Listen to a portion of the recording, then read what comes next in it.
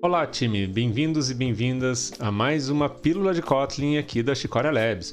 Hoje nós vamos continuar o nosso mergulho no mundo das coroutinas e vamos aprender a usar os dispatchers para fazer chamadas que bloqueiam a thread principal de forma segura a partir da própria thread principal. Que maluquice é essa? Vamos lá que a gente já vai descobrir.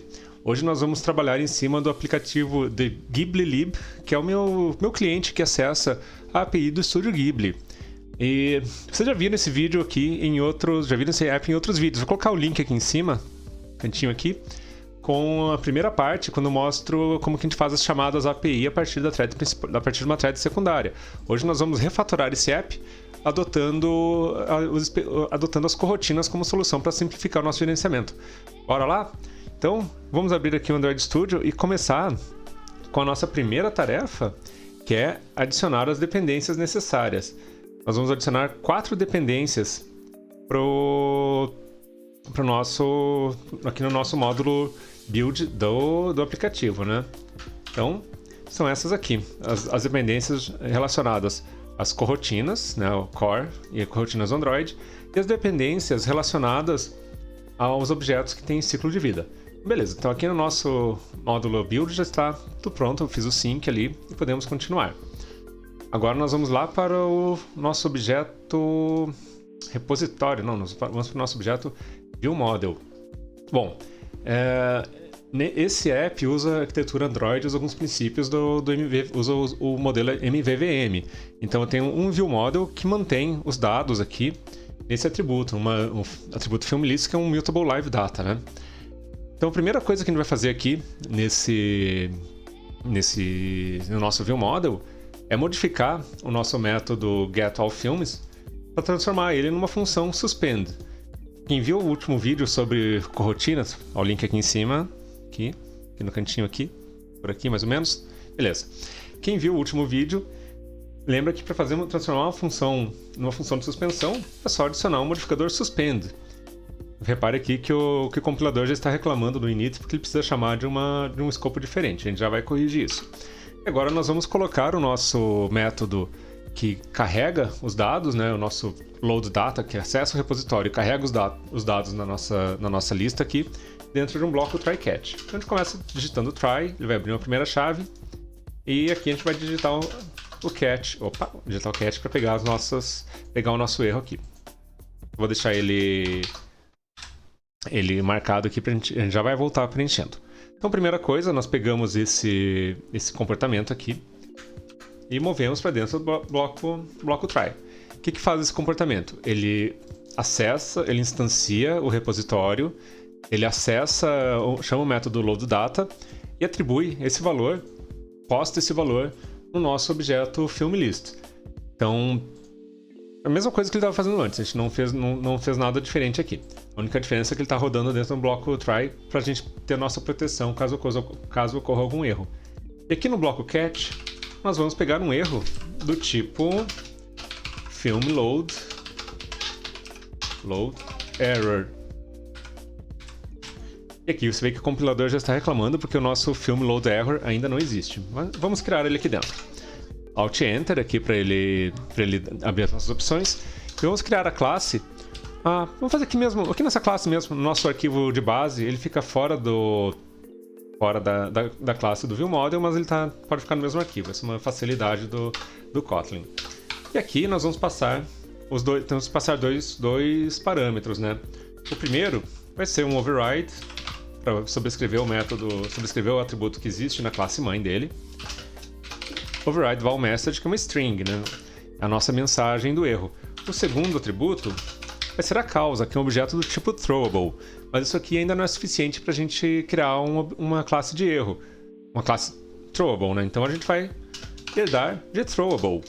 Um jogável, né? Jogável é tudo que pode ser jogado. Seja uma exception ou seja um erro. Na verdade, uma bomba que se a gente não pegar, vai explodir a nossa stack aqui e derrubar o nosso app. Mas beleza, aqui agora nós criamos um erro customizado. Agora nós podemos pegar esse erro aqui e a gente pode criar algum comportamento mais avançado, como por exemplo mostrar uma mensagem para o usuário, um toast, um snack bar. Mas a gente não vai fazer nada disso, a gente vai simplesmente lançar uma mensagem no log de erro. Então a gente pode começar aqui, digitando log e, que é um atalho que o próprio Android Studio já sugere, né? E aqui a gente coloca a nossa mensagem. Então, a nossa mensagem é: ocorreu um erro do tipo film load error. Beleza, e vamos colocar como tag, usar lib_gui como o nosso tag aqui, só para conseguir localizar lá no logcat. Logcat, para quem não conhece, é essa abinha aqui de baixo, é uma das melhores fontes de informação para a gente encontrar os problemas, os crashes, as exceções que acontecem no nosso aplicativo. Então, nossa segunda tarefa está concluída. Nossa terceira tarefa, que era criar uma classe de erro customizada, também está concluída. Agora a gente precisa resolver esse probleminha aqui no init. Bom, aqui é bem simples. Como o getAllFilms é uma função do tipo suspend, ele precisa ser executado ou a partir de outra função suspend ou dentro do escopo limitado. Nesse caso, nós estamos dentro de um viewModel, né? Nós estamos usando um viewModel, então nós podemos fazer o seguinte: chamar aqui viewModelScope para definir o escopo de execução da corotina como sendo dentro do escopo do viewModel, né? Ou seja, se esse viewModel for destruído, for perdido, e tiver uma corotina em execução, essa corotina vai ser simplesmente cancelada. E aqui a gente coloca o launch, exatamente como a gente fazia quando a gente lançava numa activity. Quem viu outro vídeo, aqui em cima, primeira parte das corotinas, quem viu outro vídeo já sabe do que eu estou falando aqui. E agora a gente vai colocar o nosso método getAllFilms dentro aqui do nosso método init. Apareceu aqui o íconezinho de função de suspensão. Tá? Beleza. Vamos tentar executar e ver o que acontece? Aparentemente está tudo bem, né? Nós estamos delegando o método getAllFilms para uma corotina à parte e deveria funcionar. Vamos ver se isso funciona de verdade. Coloquei aqui, mandei ele compilar e instalar. Vejam que o Android Studio concluiu a instalação e o app caiu imediatamente. Vamos ver de novo aqui, ó. Tento abrir novamente. Ele cai instantaneamente. Vamos lá olhar o nosso log para descobrir o que está acontecendo. A gente vem aqui no Run. Rolar lá para o final, deve ter uma exceção. E tá aqui marcado em vermelho. Olha quem que apareceu aqui. Nosso velho amigo Network on Main Thread Exception. Quem viu outro vídeo, a primeira parte sobre a API, já reconheceu, já matou a charada. Isso que está relacionado à chamada de uma atividade de rede a partir da thread principal. E você deve estar se imaginando: nossa, mas se a gente definiu uma corotina, a gente definiu o viewModelScope, estava tudo certinho, por que não está funcionando? Bem, vamos dar uma olhada em quem que ocasionou essa chamada aqui, esse erro. Vamos olhar lá no load data. Vamos lá. Cliquei aqui na linha de código que deu origem à exceção, né? E aqui está o problema. Vejam que lá no nosso Film Repository, em que nós usamos o OKHTTP, ele faz a chamada ao OKHTTP e essa chamada está causando erro. Por quê? Os métodos da OKHTTP são métodos que bloqueiam a thread principal. Então ele está reclamando que, olha, você está chamando uma atividade que bloqueia a UI a partir da thread principal e você não pode fazer isso, o Android não deixa fazer isso. Um recurso que nós podemos usar para fazer as chamadas seguras é justamente os dispatchers. Os dispatchers são como se fossem gerenciadores de uma fila, eles gerenciam qual atividade, qual tarefa vai ser executada em qual thread. E no Android nós costumamos usar um de 3 dispatchers. O main, que lida com as tarefas da UI da thread principal, o I/O, Input and Output, que é responsável por lidar com os acessos ao armazenamento interno no disco e os acessos de rede, e o Default, que gerencia operações com uso intensivo de CPU. E nós podemos alternar o dispatcher por meio da função withContext, ou seja, nós dizemos: execute esse bloco de código dentro desse contexto aqui. Vamos lá para a prática que fica mais fácil de entender. Então, estamos de volta aqui no nosso método loadData. Primeira coisa que a gente precisa fazer aqui é transformar ele numa função de suspensão, colocando suspend aqui no início da assinatura do membro, né? Então, agora a gente vai fazer o seguinte: nós queremos executar esse pedaço de código dentro do contexto do dispatcher de input and output. Então, começamos assim. Primeira coisa que a gente precisa fazer, a peculiaridade do withContext. WithContext é uma função lambda que possui um retorno. Então, a gente começa dizendo que nós queremos pegar o retorno da função. Então, return withContext. E aqui a gente vai dizer qual que é o nosso contexto. O nosso contexto é o dispatchers.io. E agora a gente abre um bloco de código, abre o nosso lambda aqui. Beleza, agora a gente vai dizer o que nós queremos. Então, vou recortar essa chamada aqui para dentro. E vamos deixar assim por enquanto. Beleza. O que está acontecendo aqui? Nossa chamada vai ser executada, apesar de ser chamada da thread principal, a nossa chamada à API vai ser executada no contexto do dispatchers.io. Ou seja, essa chamada já vai ficar segura e o dispatcher vai se encarregar de mandar essa atividade para outra thread e pegar o resultado. Agora a gente precisa deixar o nosso código um pouco mais robusto, né? Porque, como vocês sabem, né, a gente fazendo uma chamada à API, a gente nunca tem certeza se a gente vai receber a resposta, né? Então a primeira coisa é fazer um bloco try catch.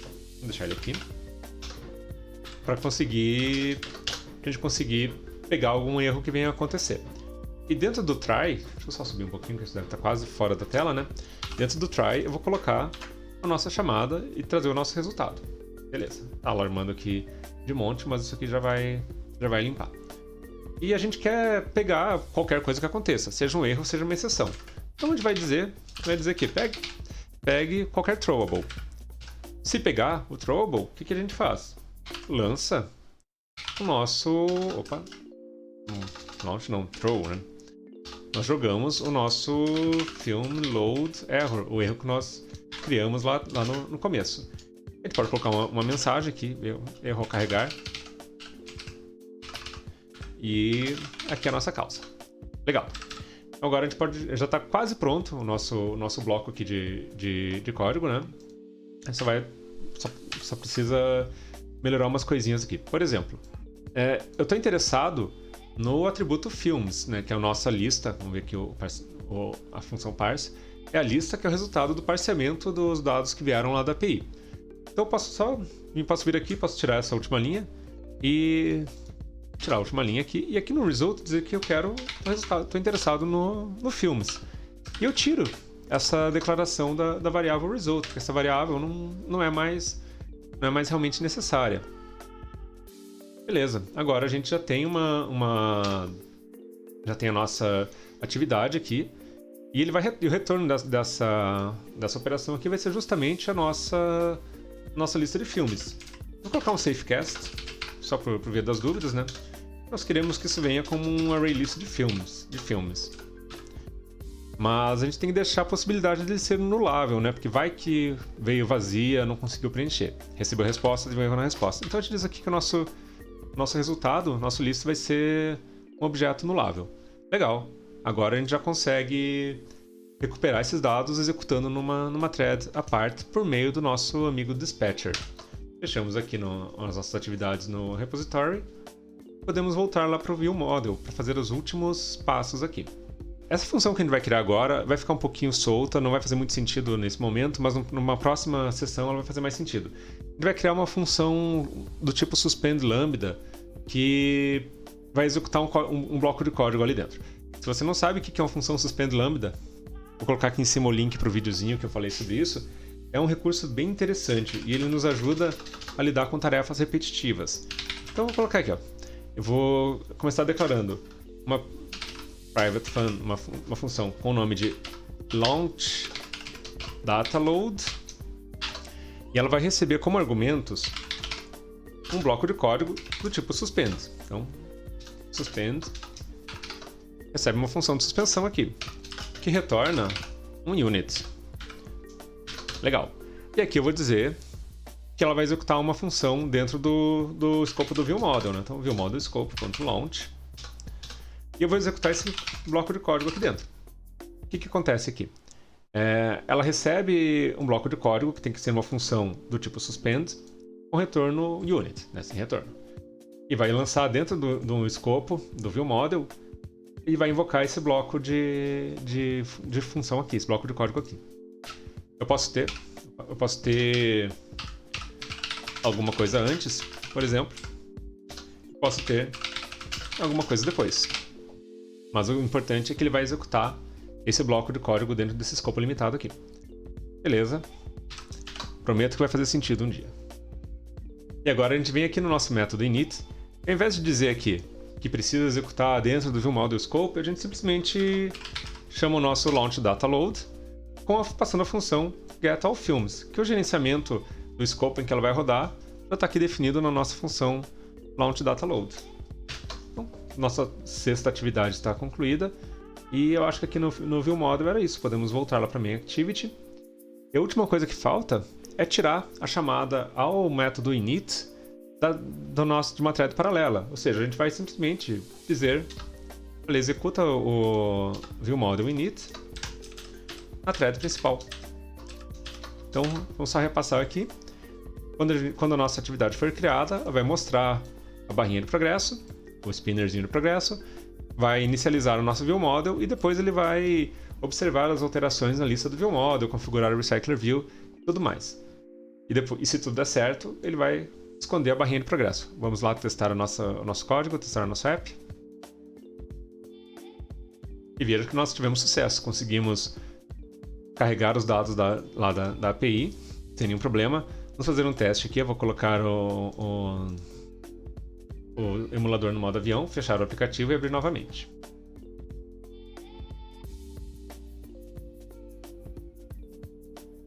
Veja ali que ele já não consegue rodar. Vamos ver o nosso logcat, o que aconteceu. Aqui está como a gente esperava. Ocorreu um erro do tipo Film Loader. Então, ele teve exatamente o comportamento que a gente desejava. Deixa eu abrir aqui o nosso repository. Aumentar um pouquinho o código. Se ele conseguiu conectar na rede, ele retorna uma lista de filmes. Se ele não conseguiu conectar, ele lança o erro do load error, film load error. E esse erro é tratado lá no nosso ViewModel. E esse erro é tratado aqui no método getAllFilms com o lançamento do log ali no nosso console aqui. Então era isso que eu queria compartilhar com vocês. Obrigado por assistir, obrigado por participar, obrigado por compartilhar esse conhecimento, né? E nós nos vemos na próxima Pílula de Kotlin aqui da Chicora Labs. Um grande abraço e ótimo estudo para todos e para todas.